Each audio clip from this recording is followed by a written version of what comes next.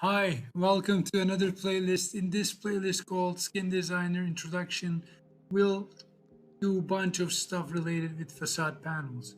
We start with a simple panel as you see here, and then we put that panel onto building as such or an organic form as such.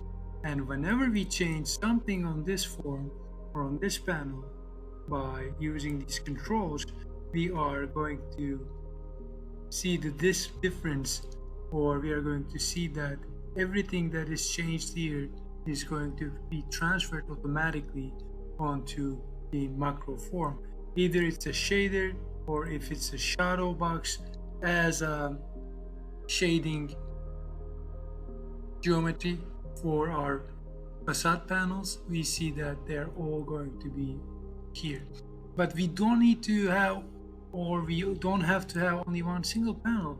We can use these two panels, this one and the first one that I just showed you here, and then distribute them in a random fashion or in any fashion that you want, so that you can come up with these really nice geometries that are defining your facade system. But lastly, what we are going to do, we'll be using attractor points to define the sizes or the height of our windows or glazing. So when we change the location of the attractor point, you'll see that everything is changed on this panel or on this building itself.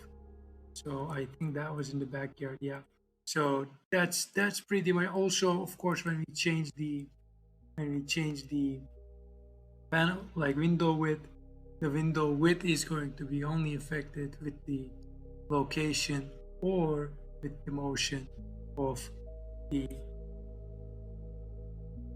panel itself or the building facade itself.